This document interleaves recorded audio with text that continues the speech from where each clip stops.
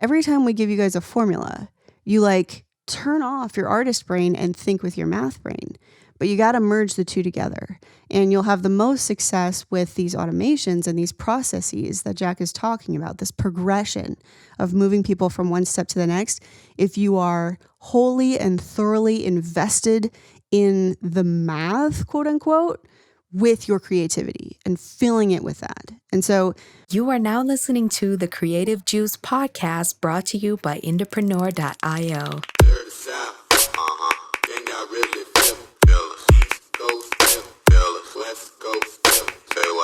What's up, Indies? Welcome back to Creative Juice. I am your host, Corinne Campbell. With me, as always now, is Jack McCarthy. How you doing today, Jack?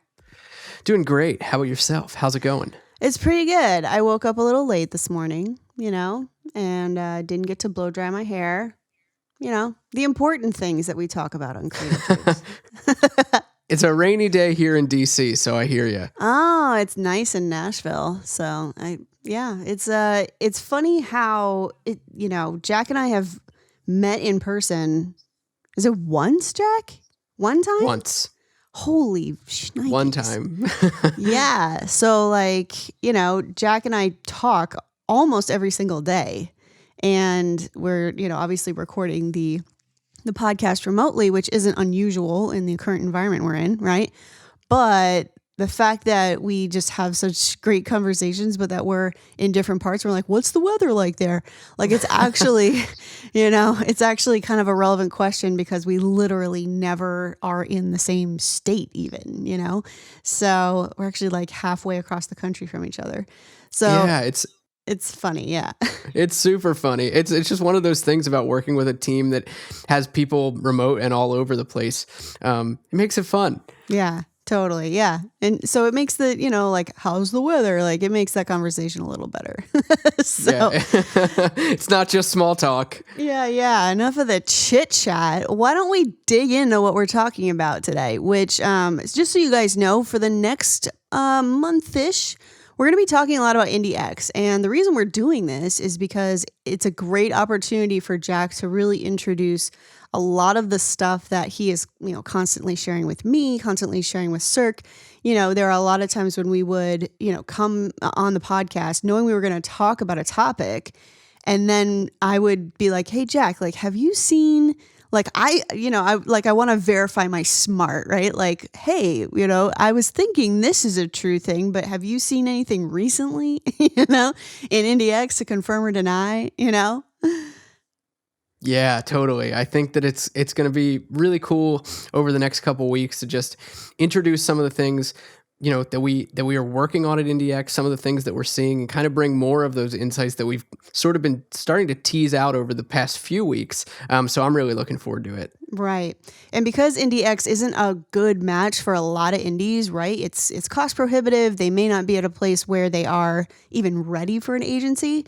We will not take on agency clients who aren't ready, because we're not here to just take people's money. That's not our objective. We want to work with artists who need our help, not just people who are willing to, shell out the cash.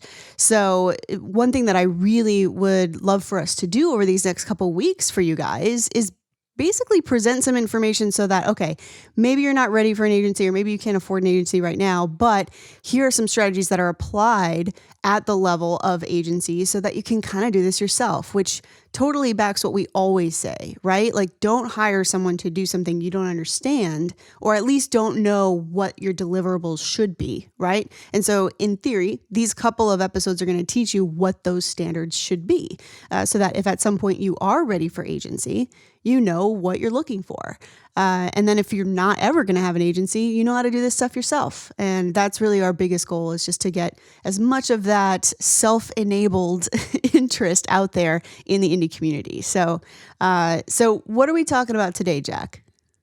Yeah, so today we're kind of going to kick things off a little bit, and we thought it would be cool to go into the process of auditing your marketing and honing in on what your focus should be in terms of strategy. So this is something that we do for any new artist that comes on board at IndieX. And I thought it would be really cool to just walk through the steps kind of one by one and give our listeners a little bit of an overview of the things that they can be looking into when they want to look at their own music marketing at a high level. I think this is really, really important. Whether you're thinking about bringing on an agency of any kind, like you were saying, to be able to speak the language and to understand what's going on. But this is kind of like a critical part of what we do at IndieX, because it allows us to be really diagnostic about what in an artist marketing can we actually deliver results in, and that varies so much because you've got artists who are kind of all over the spectrum of building their fan base. So this is the first step that we take with any artist. Usually it spans over the first week or so that we work with someone new, whether it's a band or an artist with a team, or just a solo artist, whatever it might be. So I thought it would be really cool to kind of dive into that, walk through it step by step. I know this is something that you also talk about quite a bit when you bring on new people into the Indie Founder coaching program. So I figured it would be really cool just to give people a little bit of an inside look so that they can apply the same sort of thinking to their own marketing and, take it into their own weeks. Yeah, I mean, the entire first week of Indie Founder actually is doing a buddy system audit. And I know like listeners of this podcast are like, oh my gosh, the buddy system again. Like, but yeah, the buddy system again, and still, and forever and always, because it is the easiest way to assign metrics and some kind of fixed data. I think so many artists are trying to get into like the minds and the cultures of their fans that, it can be kind of distracting from like, okay, but what are my actual objectives? What is my starting point? And what does the ending point look like? And how do I fill the gap between there? And so being able to identify different bottlenecks in your ecosystem, right? Like you have tons of engagement, but you don't have an email list, or you have a huge email list, but you have no purchases, or maybe there are some metrics that, you have low purchases, right? Not none, but not enough to make a living, right? So these are the things that are just, we can't express it enough, but I think we've talked so much about the buddy system, and, I think there's been some actions that you can take from that, that previous conversation, but there's also like a little bit more of a fixed workflow. So in this episode, you're going to obviously get a preview of what Jack and the team do at the agency level when taking on a new client, but you're also kind of getting the first week of Founder for free because, and it's not a total overlap, right? But you're going to kind of get a picture into how we are teaching anybody who is within these different pieces of the entrepreneur community, how we're getting them to think about their stuff. So now you guys are going to get that. All right. So Jack, kick us off with, where do we start here? Yeah. Awesome. So the first place that I always recommend starting is looking at auditing your music marketing in kind of two places. One, like you were talking about, is a buddy system audit, and the other portion is what I call a metrics audit. So kicking off with like a metrics audit, basically what you would look to do is you would look at kind of the big pieces of your tech stack and look for problem areas. So for example, you would dive into your Facebook ad account and you'd look for active campaigns that you're running, things that are working, things that aren't, looking at your campaign structure. That's something that we always look at, first things first. We look at campaign structure. We look at naming conventions to make sure that things are organized so that we can understand what's happening. This is especially important if, as an artist, you're looking to bring on a team, or if you're looking to bring on just a little bit of extra help here and there. Having things organized in your ad account is really, really important. It seems trivial, but it's not. Right. So that's something that we look for. We look for, any glaring issues with campaigns, such as problematic traffic from, countries that you don't want to be targeting. All of that sort of stuff. That's kind of like the first place in the metrics audit that we look. And then we look at, social media pages. We look at your Facebook page, Instagram account, Twitter, so on and so forth, just to kind of summarize what your existing content strategy is. If you've got a recurring content strategy in place, your audience sizes. We look at your website backend. We take a peek and see, do you have a tracking layer set up in your website? Is it functioning? Do you have any other glaring website issues that might be holding you back? Then we dive into email autoresponders. We look at, the size of your list, what automations you might have running. Is everything in there functioning the way that it should be? Because believe it or not, you go in and sometimes things are just broken. They don't work, and you might not know why. We look at things like your open and your click rates across your list and across the different automations and campaigns that you might be running in there. You look at landing pages if you're running any kind of funnels, whether it be an opt-in funnel or a sales funnel.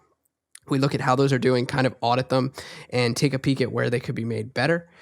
You look into your online store, and you look at things like your average order volume, your average order value, the volume of sales that you're having week to week, month to month, the number of products that you got in the store, and things like that. So that's kind of just a high level overview of what a metrics audit would look like. That's a lot. All right. And that's our episode, everyone. Thanks so much for coming. That's a lot. Okay. So let's unpack it, please. And thank you. So I think the first thing that people may want to be looking at, right, when they're getting into their metrics is obviously their audiences, right? Like, how do and if you are familiar with our Greenlight worth boosting, this is actually a really great place to do that too, right? It's very similar audiences that you're looking at. And then, which includes your mailing list, your SMS, your Facebook engagement, IG engagement, any of your customers, that kind of stuff, right?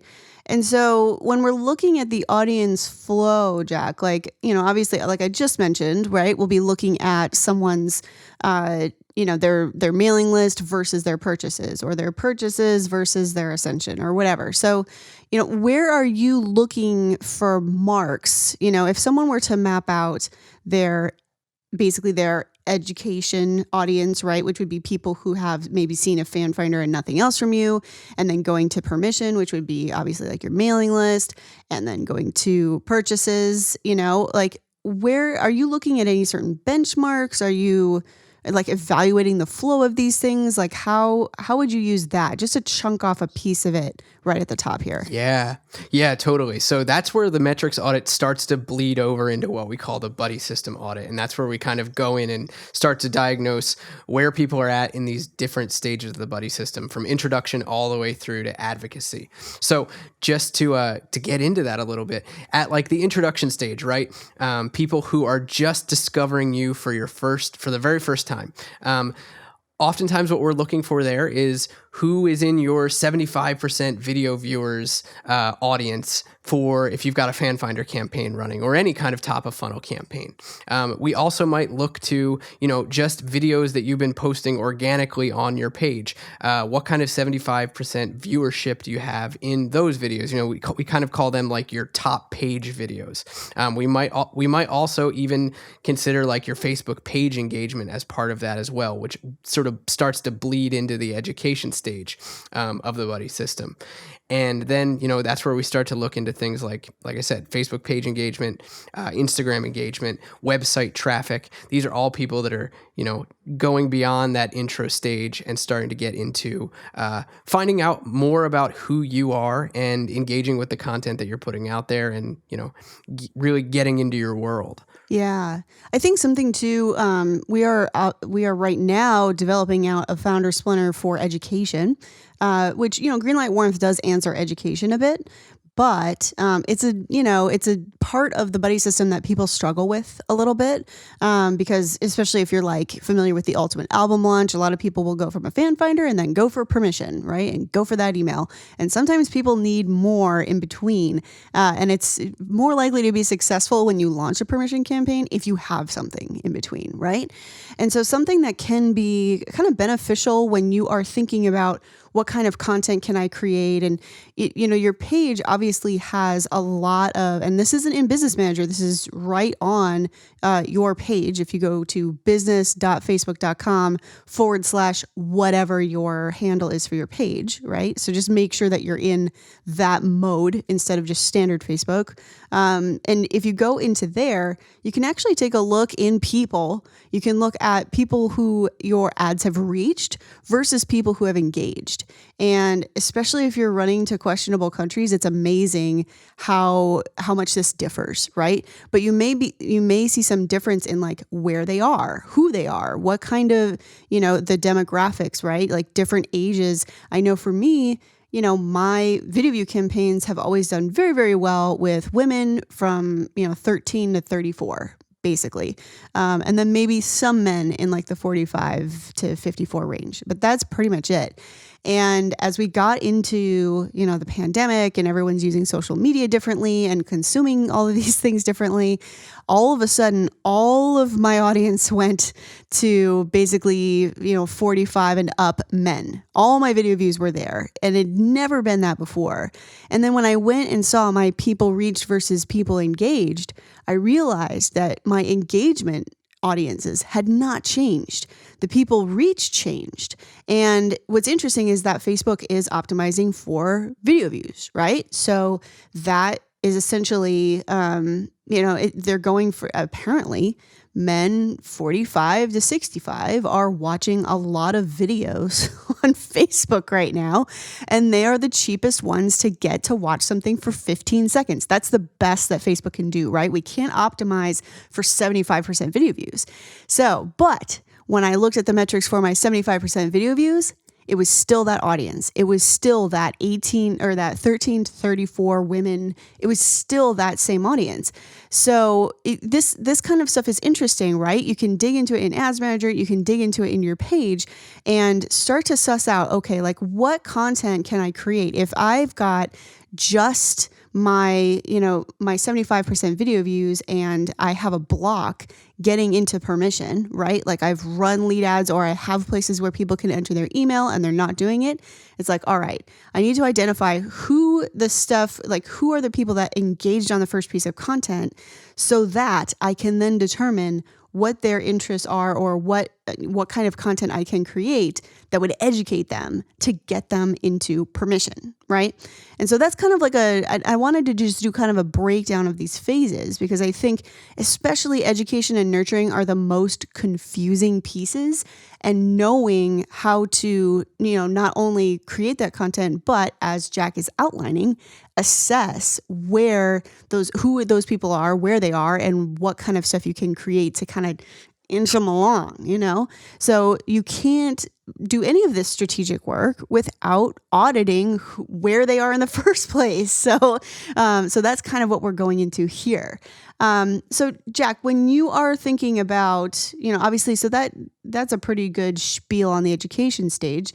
When you're getting into evaluating permission, getting into looking at clients' email addresses, right? All of their lists of people who have contacted but maybe not purchased. Like, what are you looking for when you're digging into their mailing list?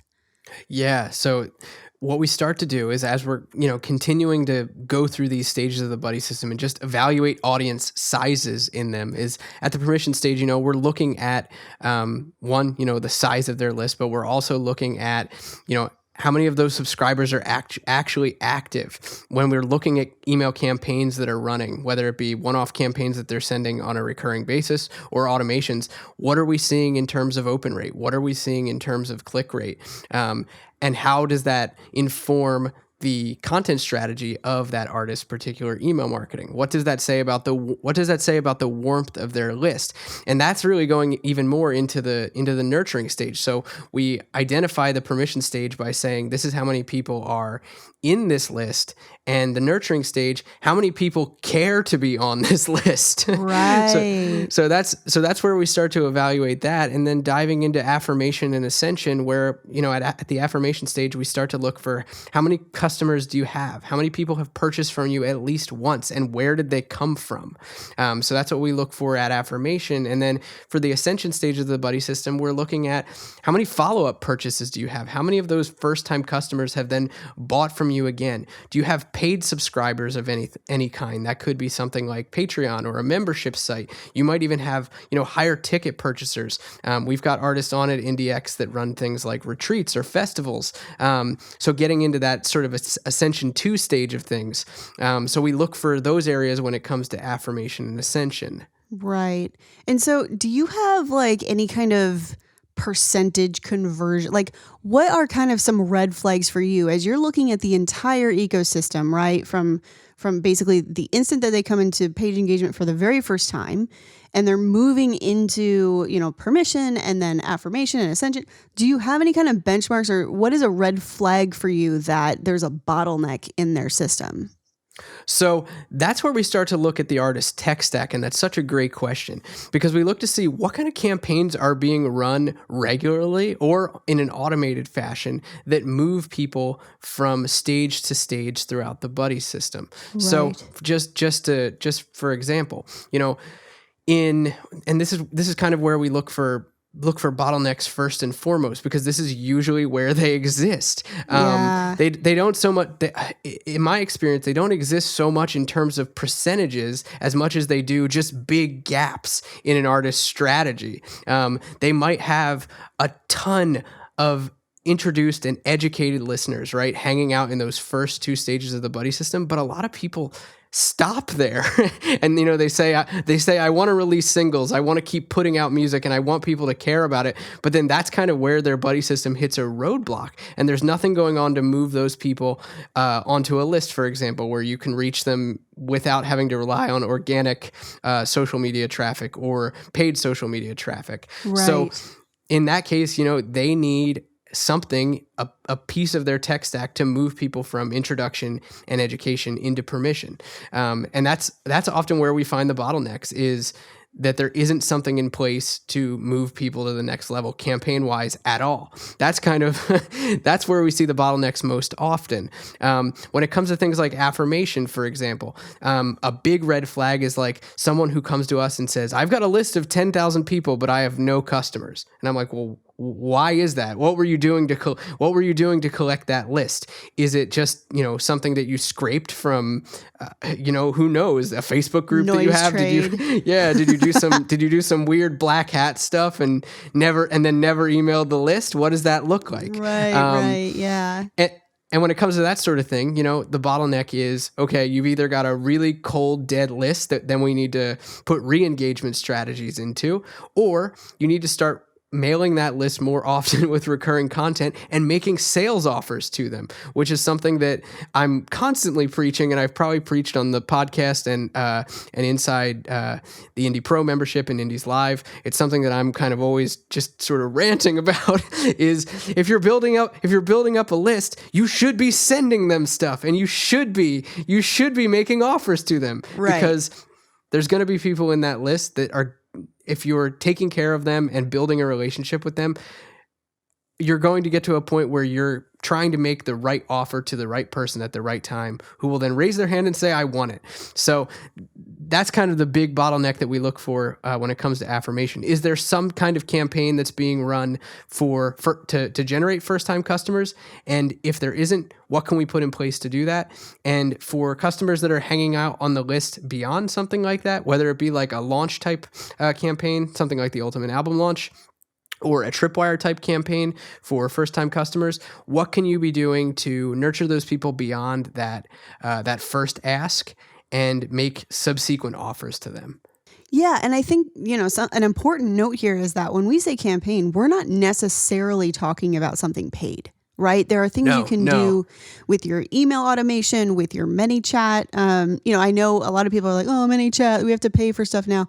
But you can set up growth tools, your like messenger growth tools, where you can install a button on your website where they can start engaging again, and you can gather emails from there. Or, I know on my site, it's going through a little bit of a flux right now, but on my site, I try to always have some kind of message button that has a dedicated flow to it, so that if somebody is just perusing around my site, which, that does happen, they get there very purposefully, right? But then sometimes they float around. So I always have a way for people to message me. I always have a way for people to get in on the Gilded experience, which is 2 years old, but it still brings in, even when I don't have ads running to it, people still get in there.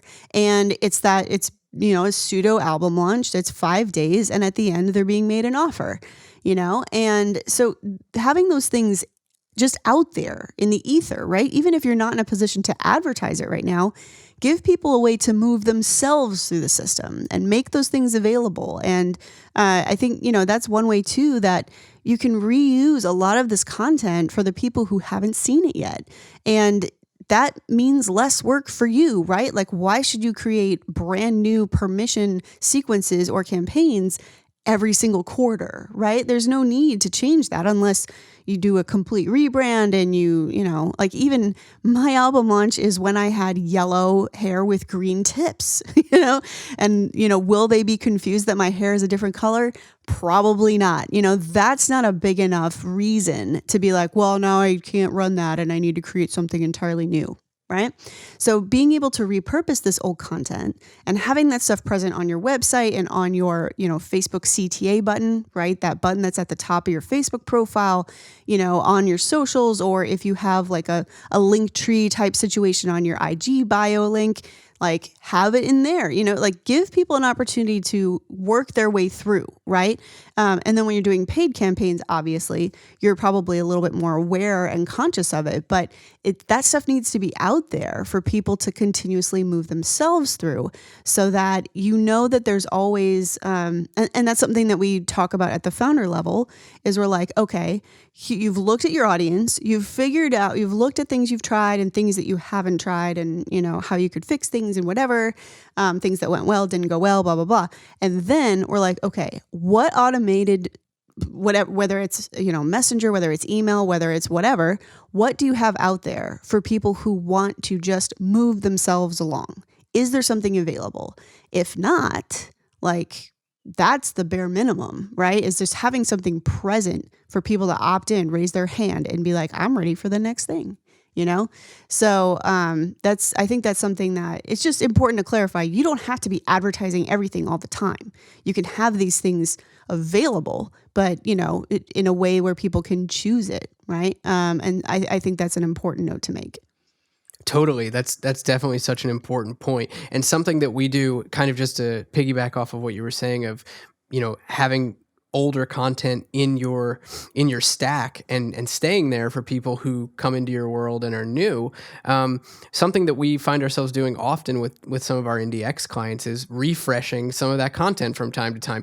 Just because you've got something that's a little older doesn't mean you can't, you know, drop a new little piece to it every once in a while, freshen it up, but you don't have to necessarily overhaul the whole thing, as long as it's still doing the work for you. Right. Which is really important. And that kind of takes us into a next part. It's a great segue actually that I wanted to talk about. I try.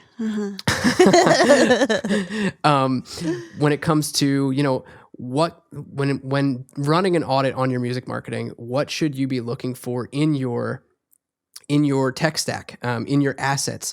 What might be some of the things that would be, you know, what could or might be in the gaps in each stage of the buddy system. And this applies to all of the stages that we talked about, from intro through ascension, but also for the referral and advocacy stages of the buddy system, where what we look for in those is, you know, people who have brought other people into your ecosystem. It might be through a referral opportunity, maybe through something that you're giving to them as a part of their fulfillment, when it comes to like a product that they get. It could be in giveaway campaigns where they're sharing your content, and, you know, advocacy where people are really at the level of just wanting to shout about you from the rooftops and actively promote you through things like street teams, loyalty programs, even going deeper into like affiliate campaigns.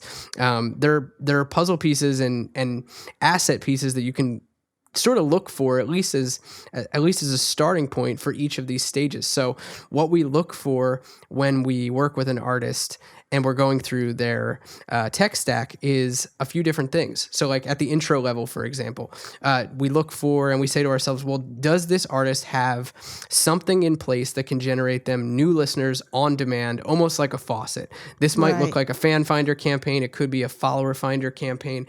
But it also could be, are they just heavy on organic traffic? Do they post content consistently that's generating them new fans? That might be on YouTube, that might be on Facebook. So it doesn't necessarily have to be a paid campaign like you were saying. Right. Yeah, I think that it's interesting too, because there are, I think, multiple ways, like, you know, obviously we all think differently. And sometimes it can be a little daunting to go from the front of the buddy system to the end. Right? It's like, well, okay, I could do this here and I could do this here. And then how do I get it to the next level? and sometimes it can be cool. And I've done this with a couple of our founders because it was a mental block for them. They weren't able to see where does this start and then build upon it to see where it ended up, right? What kind of referral or advocacy things they could have in place, what kind of ascension things they could have in place based on when they started at the front. So sometimes we would start at the back and be like, okay, define the qualities and the benefits and, the things that you would present to like the most hardcore people that ever existed, like people who might try to Google you and show up at your house, right? And a lot of us, may not have fans of that level, and that's okay. But if you start there and then you start pairing the benefits or the qualities back, right? And start seeing like how to fill in. Okay, so maybe they're not at the referral stage, but maybe they are at an ascension stage where they like want some cool stuff. For some indies, it is actually easier to start there because we all have these like huge hopes and dreams and we're going to sell at stadiums one day, right? So sometimes it's easier to look at that stuff and then pair it back and actually step backwards in the buddy system so that you can see which of these different automations or, different things that you have available are moving them to that goal, right? Because sometimes you can be like, okay, now I need to come up with an email. Like, what am I going to say? What's it going to do? Like, how do I even do this? Well, think about what you want the result to be, right? Think about what you want them to know, what you want them to feel, how you want them to be invested at this point. And then think about the email, because at that point, you've already defined some of those qualities, right? So, that's one thing. If some of this is like, gobbledygook to you and you're like, wait, I don't even know what to email people about, move to the other side of the buddy system and work back, because once you define what those people look like, it's easy to see. For some people, it's easier to see, okay, well, they could move from my second highest to my highest level if I, inspired this in them. And that can help you brainstorm these different, automations or content pieces to help achieve that. Totally. Yeah. That's such an interesting point about like putting down on paper who your dream fans are and what at the highest level you do together. I think that's a really cool strategy just to pull yourself out of the weeds a little bit. Yeah. And kind of get back to that, like almost like that childlike dream state of being like, I'm going to be a musician that does this, or I'm going to be an artist that does that. It allows you to tap back into that creativity again if you lose focus in the numbers. Right. Well, and it can also be just very motivating, right? It's like, oh, if I could create a fan like this from this process that I just brainstormed, right? There's so much more inspiration in that, I think, for some indies than starting at the beginning and being like, all right, well, how do I ask these people for their email? Sometimes if you work back, it basically puts that motivation in you where you're like, oh, this is what I'm trying to achieve. This is what I want to happen. And so brainstorming can kind of work from both ends. So it really just depends on how your brain works. But I just know that for some founders, that has been particularly helpful when they're feeling like, what things do I create? Like as I'm auditing this and I see that there's this big black hole where I want people to be, but they aren't, right? Let's think more about what do those people look like in that black hole. If that black hole suddenly became, a substantial piece of your buddy system, what do they look like? And what would it take for, like, what could motivate them? What is relevant to that kind of person, right? And so sometimes that can be an easier way to start figuring these things out, because I know sometimes when I sit down to send my people an email, even me, I'm like, what am I going to talk about? Yeah. And so sometimes it's good, like, okay, what do I want the result to be? Okay, then now I know more about what I need to do to try to achieve it. If you don't know what you're trying to achieve, it's very difficult to just come up with it out of thin air. Yeah, for sure. And I think, on that note, it's also important to note that allows you to go like high level at it again, and then come back into it and say, okay, where are the 2 to 3 places that I need to be starting. Right. Where does my growth need to happen right now for the next 3 months, 6 months, a year? I know something that Cirque's discussed recently with his own music is like he's hanging out just focusing on like introduction and education for like a year, which is great. I think sometimes when people think about the buddy system in conversations I've had, they view it as like a static system that's like, oh, I just move people through these different things and then that's where it's at. That's Right. not how it works at all. Yeah, exactly. It's really an iterative process, and it changes and it grows, and you add things to it and you subtract things from it based on what's working. And that's really why we do this whole audit process. It allows you to see where people are hanging out, where you can grow, where you can focus, and what you need to change and add to. Right. Well, it also kind of gives you a good idea of if something's going stale, which doesn't necessarily sure. mean that the content is stale. It could mean that your artist interaction with people in that process is stale, right? Like you Totally. aren't invested, which, when they have a successful album launch and then they try to make it go evergreen, they're like, why isn't it performing the same? And it's like, because you aren't paying attention to them the way you were when it was the biggest thing happening in your career. So it's not them that's like trailing off, it's you, Yep. So like figuring out if that went stale, it's, so it may not be the content, it may not be you either. It might be that the audience is stale, right? You're not putting enough new people in to now, still be involved in this. So there's always these different components. So not only when you're auditing at a one point, right? This is why we're kind of trying to outline this. You can't just audit it at one point and be like, all right, I understand now. I'm good. Like you audit it, you make adjustments, you figure it out, and then you look at it again 3 months later and say, what's the same and what has changed? What has gone stale? What might need more of me or different content or whatever? So I think that's why it's good to, when you think about doing an audit, don't think, oh yeah, I just need to do this once and then I'm good. Like we are consistently evaluating people's their entire workflow as we go and kind of comparing the results of each quarter so that we know if something needs some refreshing or needs some updating, Yeah, absolutely. And it also just allows you to take a step back, out of the hustle and bustle of things when you do that and say like, okay, what really worked here? I think it's so easy in the day-to-day to get stuck on like, okay, I'm running a sales campaign. Like, okay, now it's done, on to the next thing. Right. That, looking back and taking kind of like doing like a post-mortem of things, both from a campaign level and from a high level in an audit kind of setting, works really well for you to evaluate what worked and what can I learn from that for the future and what didn't and how can I avoid that down the line. Yeah, that's an interesting point too. I mean, I think, there's just so many facets of this, and obviously we're talking a lot about numbers and tech and your tech stack, the components, the automations, right? But it's funny because I think the thing that, and maybe you can confirm or deny for me, Jack, but like in Founders, for example, a lot of the times when I see that something has gone stale or it's or something is not working anymore, it's because there's not enough of the creative process inserted into whatever's happening. And so that's why then I will say, okay, you guys need to go up here. Look at your most hardcore fan and work back, right? That thing we were talking about, because it gets them inspired again and helps them build better content for that process. And that's a creative thing. That's not a metrics thing. That's not a workflow thing. And, the more and more we talk about this, I know we've also had Basic Printer, Jesse, on the podcast, and he talked about like, you should enjoy marketing. And if you separate the tech stuff from the creative stuff, you will hate it. You will be like, this marketing, why do I have to do this crap? I just want to be a creative.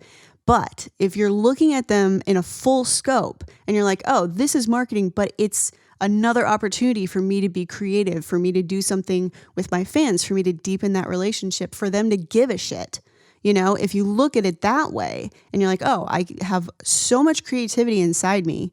I have this, very high bar set for myself to just pour that creativity into these things that facilitate that, right? But they're not separate, you know? And so I think that that's something that people really need to consider as they're doing this audit. This is about figuring out not only where the numbers are telling you things aren't working, but also where the numbers are telling you that it's ready for you to pour more of your creativity into this process, because that's really what that stuff is, you know? Yeah, absolutely. And I know that this was something that you and I touched on in our previous episode about permission bribes. But it's something Right. I'm always banging my head against the wall, being like, please be creative with how you're asking your fans to subscribe. That's like such a critical part of the permission stage of the buddy system, and something that I always look for when I'm running audits for clients, or when I'm working with the team to run audits for clients, is, you know, in their tech stack, is there currently an opportunity for fans to subscribe? What does that look like, and why does it matter? Why should a fan care? And where does it hang out? So like in terms of our asset checklist, that's where that lives. And that creativity, like you said, it's so important. I was actually thinking about it this morning. With a client where, you know, the conversation was like, look, I think you guys are getting a little boring with what you're offering. Like, let's be a little more risky about it. Savage. I love it. Like, take the risk with your fans, because they'll take the risk with you. That's kind of my feeling when it comes to, you know, how you pour your creativity into your marketing. Yeah, I totally agree with that. And it's one of those things where it's like, listen, there's two things to be considering, like with permission bribes especially. Why should they care, right? You've heard that from us 1,000 billion million trillion times. The classic who gives a shit Who question. gives a shit, right? But the other portion of that is like, how is this really encapsulating your awesomeness, right? Like, this is a crazy great opportunity for you to be like, yo, I am this person, I have these qualities, and you have those qualities, and we're compatible. And like, this is an opportunity for you to like really pump yourself up and present something about yourself, you know? And that's something that people just don't think about. They're like, oh, well, here they get free music, and now I've got a permission bribe. And it's like, well, not only is that not very enticing, but also your song is not enough of you. They deserve better, and you deserve better. Like, put yourself out there, right? Because if you do that, the fans that come through that kind of process versus somebody who goes to download a single, like, holy crap, they just know so much more about you. They're so much more passionate about who you are and how they see themselves having something in common with you, or qualities of you that they are inspired by. Like, that's the kind of stuff that you want to, that's the energy you want to generate from these people. And when you start looking at it that way, again, work from the back, right? After someone downloads your single, what do you want them to feel about it?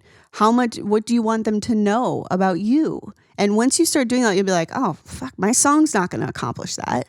Like, I need to do this other stuff. And I get to do this other stuff. Like, I get to do this, and people will care about it. Holy shit. Like, what a cool experience is this? And that's being an artist, Yeah. So it's definitely something that I think needs to be more of a conversation piece. Is like, it's not just if it's worth it to them. It's like, that email is only going to be worth it to you if they're like, oh my gosh, I love this artist because I see who they are. And that's what'll make you different from any other artist that they're paying attention to. Yeah, totally. And I mean, we're getting into the weeds about permission strategy. Yeah, I'm sorry. I'm sorry. No, it's great. I think, like you said, like going to the back and looking at, your fans and your kind of dream experience with them. I think it's so important for like building customer avatars. Something that we talk about often is like, what are the different people, what are your fans like? Because they're going to be different. They're not all going to be the same. So what about one type of fan can you build into a permission campaign? Right. How is that different from something else that somebody else might like? Here's like a little gold nugget that we've been seeing a lot of at the agency is, for artists that are releasing singles, for example, something that we see a lot of success with is for permission is for the fans who are the rabid fans that are staying up until midnight to check out your music video when it drops or listen to your song the minute that it's out there.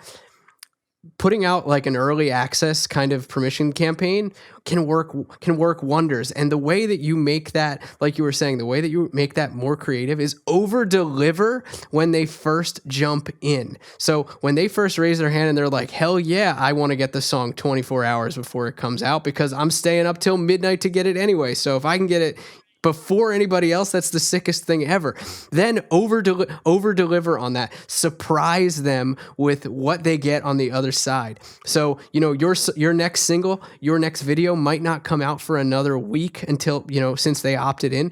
But right there on the back end, the minute that they are signed up, give them content that nobody else has seen, because all of a sudden they're like, holy shit, I'm going to get a new song next week before anybody else. And look at all this other stuff that I wasn't even expecting. That's how you create dream come true experiences. Right. And I think it should also be said, like, for example, all of that stuff I was just saying about permission and like inserting yourself into the process, that's best applied to everything, right? And so when you're thinking about making sales or making better sales or, starting a membership or starting a, virtual street team or a referral program or any of those things, right?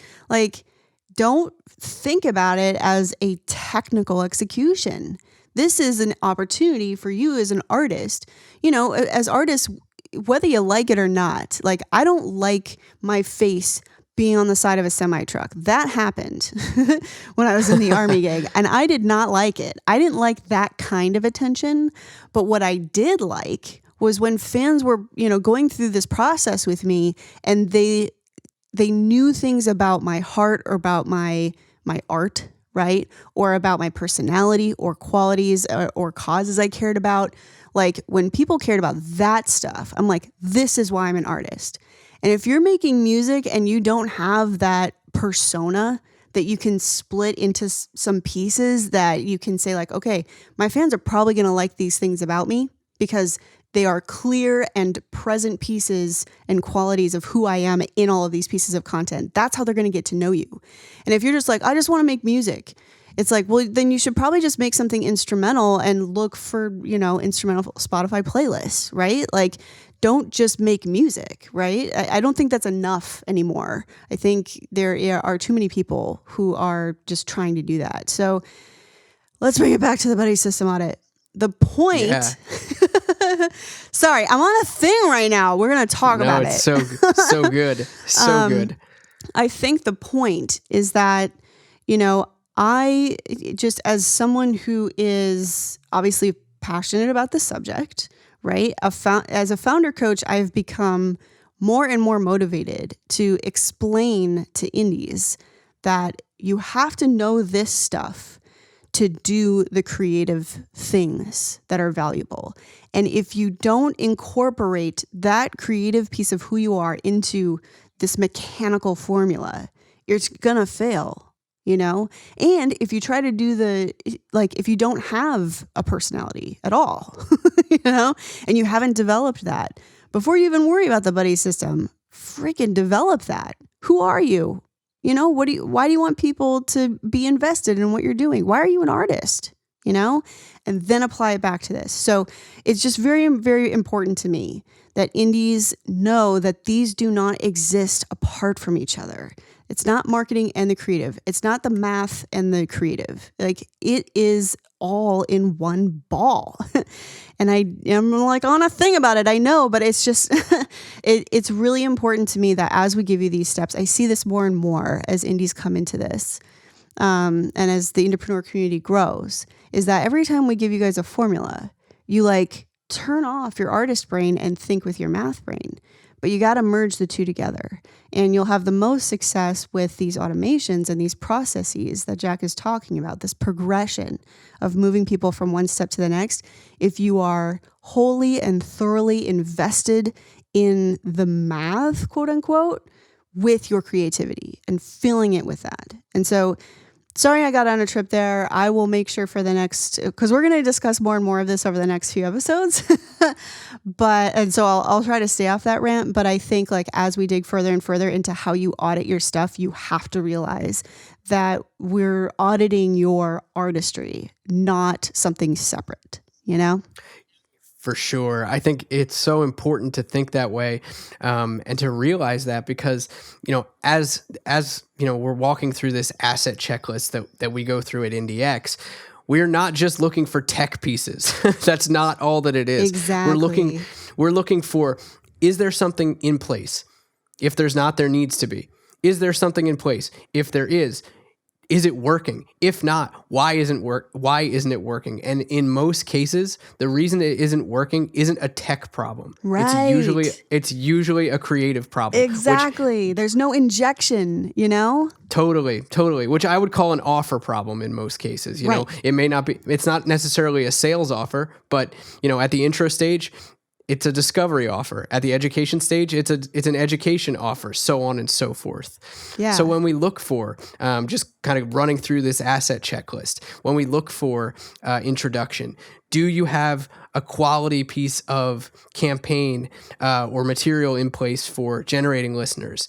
At education, are you doing something creative to talk with your fans regularly, hang out with them? That's recurring content. Does your social media pages look great? Are they optimized for new listeners who are wanting to take the next step with you?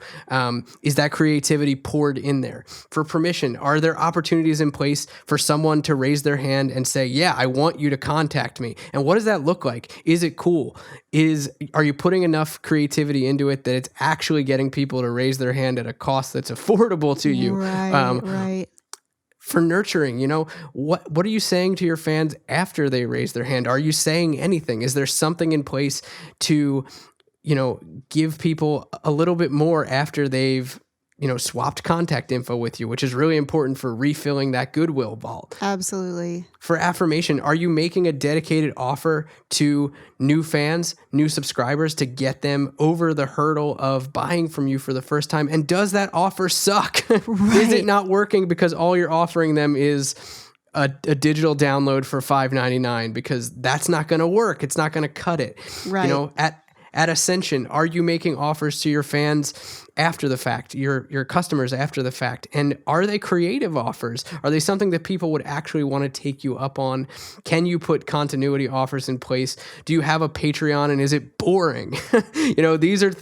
These are what we look at. For referral and advocacy, are there opportunities for people to refer their friends in, and why would they want to do it? Do you have something in place that people would actually care about referring their friends into? And, if you're down to advocacy, which is the deepest stage of the buddy system, what do those campaigns look like? Does something exist there? And why would someone want to be in your street team, in your fan club? What are you doing for them there, and why should they care about it? So that's kind of like the tech stack, but not only the tech of it, but what we look for is like, why is it working? Why isn't it working? Or if you don't have it, what can it be? Right. And I would encourage you, if you are one of those indies who are struggling and you're like, okay, I have to create this email thing, or I have to create a sales offer, or I need some kind of higher ticket item for my album launch funnel, right? Or I'm doing free plus shipping and handling, but what's my upsell? Like, don't get buried into like the fact that it's like, okay, I need a $25 product. I'm going to have this t-shirt and I'm going to put my logo on it, or even if it's a cool design, right? Have it really be something that is part of you, and really inject your creativity into it. And if you are to the point where you're like, oh, I have to create this thing, get out of that and like put it aside for a second. Be like, okay, I don't need to make a sales offer right now. I need to be inspired to create a piece of merch, and separate it from this technical thing you're trying to execute. pour yourself into like, man, if I could create something really cool, whatever the purpose is for it later, right? Whether it's an upsell on a funnel or whether, remove it from that and like think, okay, what's cool? What's cool about my brand? What's cool about me? What are qualities that I want people to know about me? How can I now make that a tangible thing in the world? And just get out of your head with the technical steps of it. I think that that's something that if you are struggling with that and you feel bogged down, like I have to have this kind of offer, or I have to have this email, or I have to have this merch item. Like if you're getting bogged down in that, step away and audit your creative piece and like develop all this cool stuff, right? That in a perfect world, you could do this. And then come back with all of those things you just built to this formula and be like, all right, where do these different pieces fit in here? Where are the holes that could go between these two things? So yeah, I just think it's really important that we know that it's a combination of all of the above. It really is. And when indies I've watched do that, when they're successful in it, it turns it into a whole new level of connection with their fans and success in their campaigns. It just does. Yeah, you raised such a good point about if you're feeling overwhelmed to step into one part of it and pour your creativity into that. And that's why when we do these audits with new onboards at IndieX, the purpose that we're doing it for is not to say we're going to build your whole buddy system in, a short amount of time. What we're doing it for is to say like, okay, what are the 2 to 3 big areas of focus and the biggest areas of opportunity? And that's where we're going to put our immediate efforts, which is, kind of the core of this is like, it allows you to see where you can be putting the work in. And in many cases that might be injecting your creativity into things. So that may take, it may take 2 to 3 months for you to come up with a really awesome permission campaign that you poured your heart into. And that's cool. that's what marketing or auditing your music marketing is for. Taking a high level approach allows you to do that. That's why we do it at the agency, is to find the biggest areas of opportunity, and then dive right into it. Yeah, definitely. And I think it just, you just got to pour out your creative brain, right? You got to pour out why you love doing this if you're feeling bogged down by the tech. Because I think at that point you find your own inspiration. And another reason why I'm kind of harping on it is because I think we get a lot of IndieX applicants who it's obvious that they want the agency to inject itself into their ecosystem, but they haven't done these things. They haven't figured out, okay, what are the components of me that would lend itself well to this kind of ecosystem?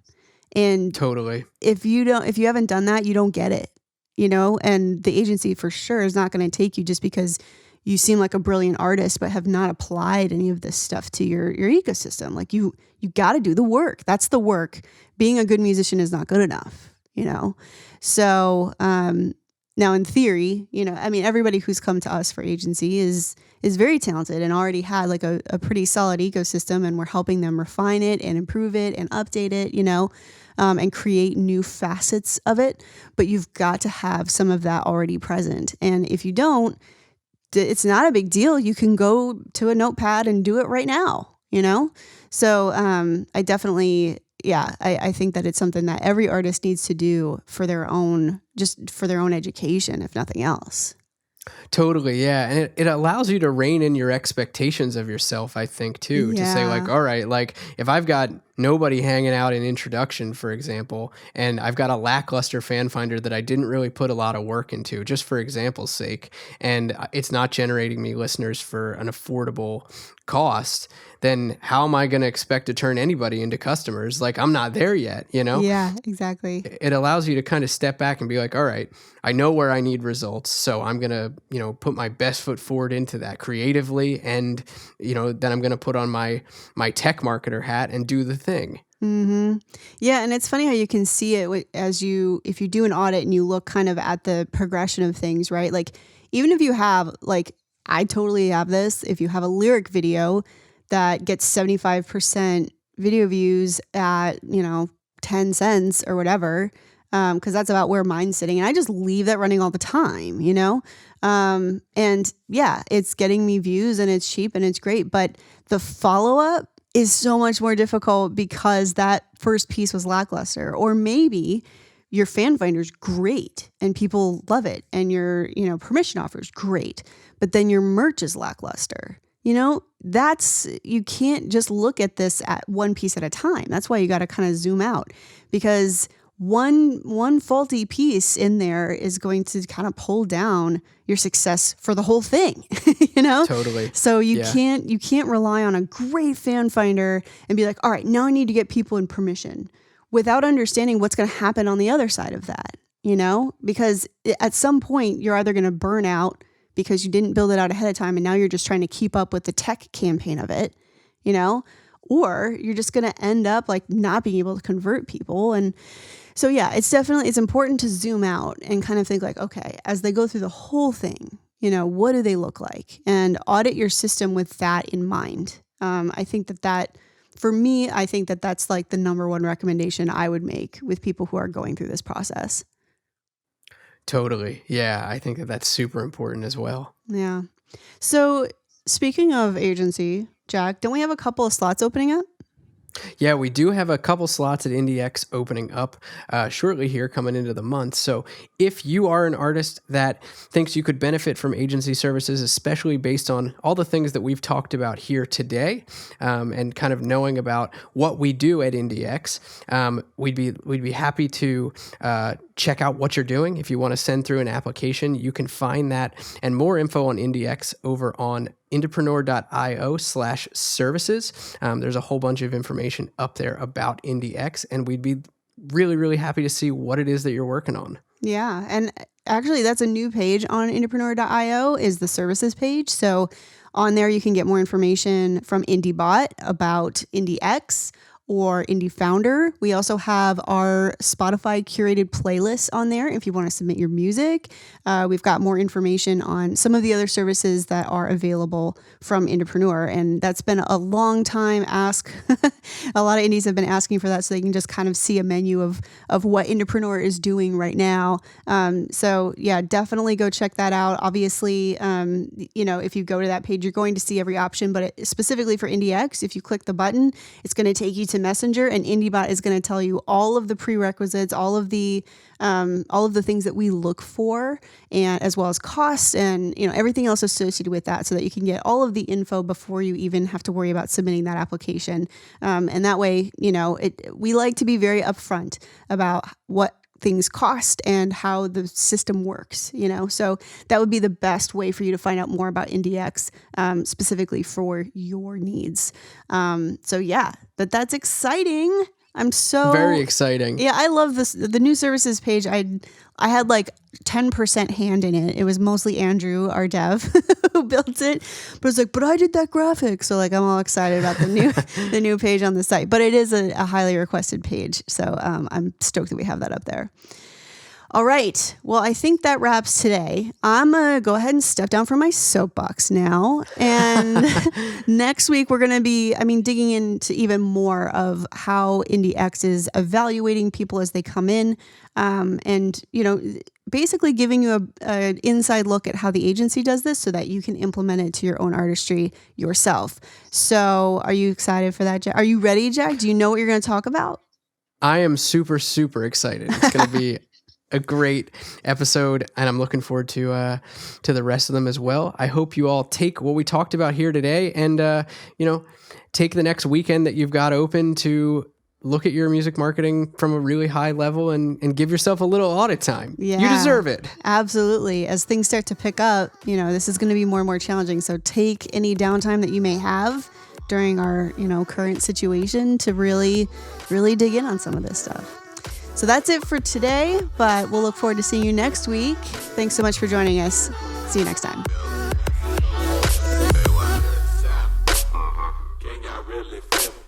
East Coast, West Coast, say what?